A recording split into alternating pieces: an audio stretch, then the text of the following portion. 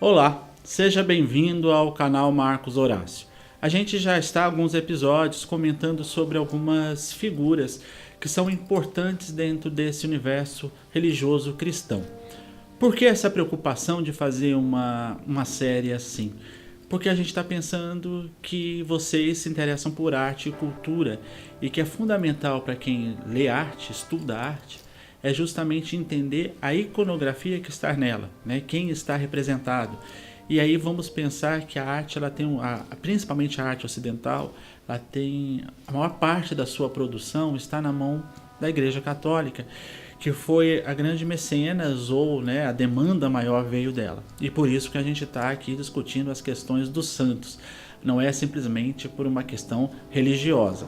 E a nossa conversa hoje é sobre um santo muito popular no Brasil.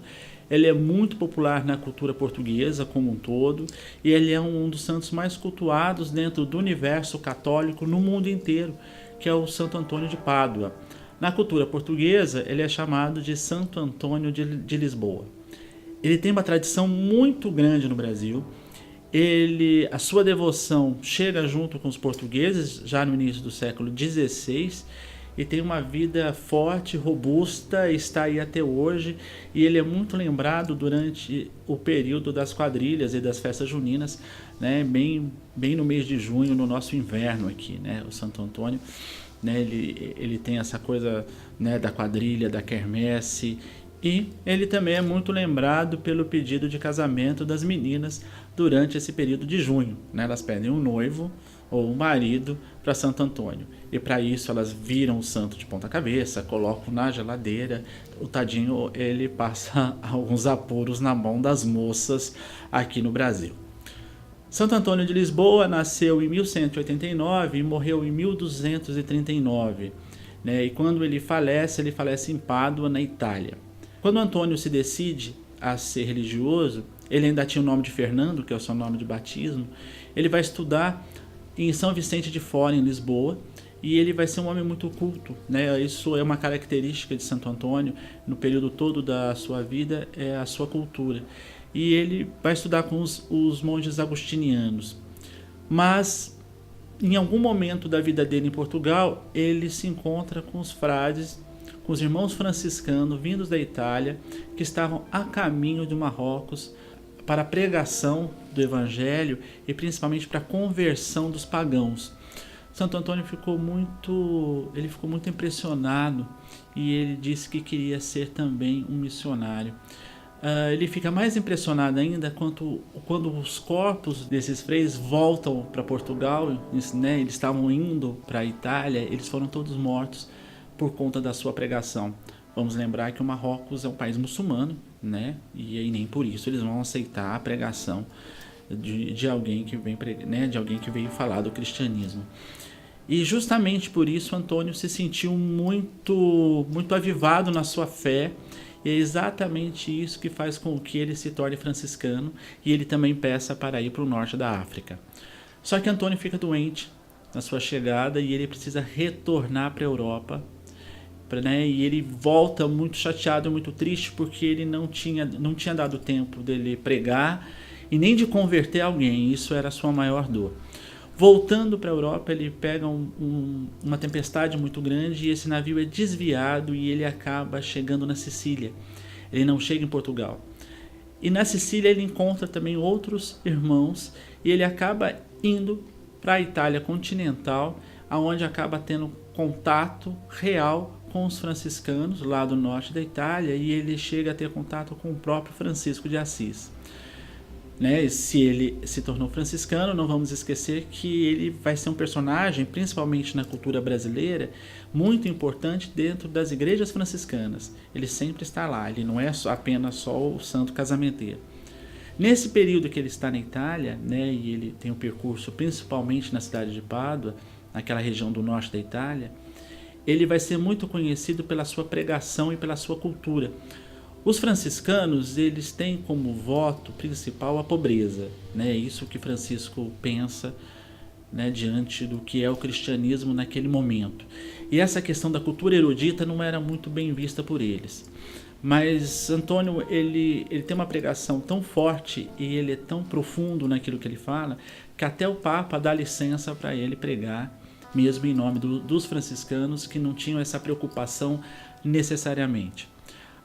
Por conta dessa pregação, são relatados muitos milagres por conta disso. Então tem histórias de que até os próprios peixes pararam na praia para ver Santo Antônio pregar. Isso é uma iconografia muito comum da gente encontrar o Santo Antônio pregando aos peixes.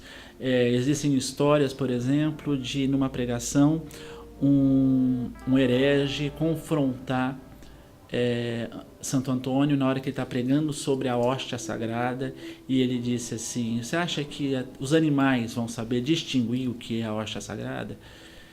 Ele tinha deixado os animais dele 3 dias sem comer, e ele disse assim: eu duvido que na hora, se eu soltar os meus animais, se eles vão distinguir o que é a hóstia sagrada, o que é a ração que eles têm para comer. E Santo Antônio pede para ele soltar, e ele solta os animais, e a história é que um burro se ajoelha na frente da hóstia sagrada, mostrando que os animais sabem exatamente a diferença entre uma coisa e outra. Essa é uma outra iconografia muito importante da história dele. Dizem que ele tinha o dom de aparecer em 2 lugares ao mesmo tempo. Tem relatos de pessoas que escutaram a pregação dele mesmo não estando no local onde ele estava. E essas histórias se espalhavam com ele em vida. Tanto que quando ele morreu, a comoção foi muito grande, né? Na sequência, ele já vai ser canonizado pelo Papa em Roma, para lembrar da figura importante que ele é. Principalmente até pela pregação que ele fez contra os pagãos ou contra os heréticos daquele momento, né? Vamos lembrar que a Europa, nesse momento da história, a gente está falando de início do século XIII, tem um problema de heresia muito forte. O que é ser herético? São pessoas que têm um pensamento que diverge do pensamento oficial da igreja. Não é necessariamente um pensamento ateu ou que questiona Deus. Não é isso, não é nesses termos. É um pensamento, algo que você raciocina que é diferente daquilo que o mundo oficial pede para você pensar. E Santo Antônio, ele lutou muito contra os hereges. Ele pregou de uma maneira muito forte contra os hereges. Bem, para você que estuda arte, eu espero que você pesquise mais sobre a figura de Santo Antônio. Lembrando que nasceu Fernando, vai se chamar Antônio após a entrada dele nesse universo, muito pensando em Santo Antão do deserto, Santo Antônio do deserto, quando muitas vezes ele é chamado. É um padre, né, é um religioso do início do cristianismo que viveu no Egito e abandonou tudo para viver no deserto e para viver uma espiritualidade profunda, né, dele e Deus. Então esse personagem é muito importante para a história da igreja e para esses homens desse período. Então assim, vamos imaginar então que ele já se sente levando uma tradição à frente, que começa muito antes dele, há mais de 1000 anos, e que ele é só um personagem dentro desse papel.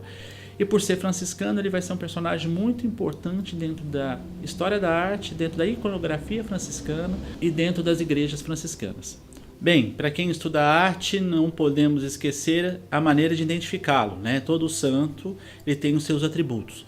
Os atributos de Santo Antônio são o livro na mão, né? A Bíblia, o menino Jesus em cima, que segue uma tradição que diz que o menino Jesus apareceu para ele, e do outro lado, na outra mão, o lírio, que ele segura, e o lírio é o símbolo da pureza. E toda a sua vestimenta, a sua túnica marrom, é uma túnica franciscana, e a tonsura, que é aquela carequinha aqui, né, e aquele cabelo do lado. Então isso é a marca principal de Santo Antônio, e isso quem estuda arte precisa saber, ok? Bem, se você está gostando desse nosso papo, desse nosso assunto, se você tem sugestões para fazer, mensagens para nos mandar, por favor, se inscreva no nosso canal e mande-as todas para a gente. Coloque o seu joinha, dê o seu like, que a gente lê todos os recados e um dia a gente responde para vocês, ok? Estejam aqui, até o próximo episódio.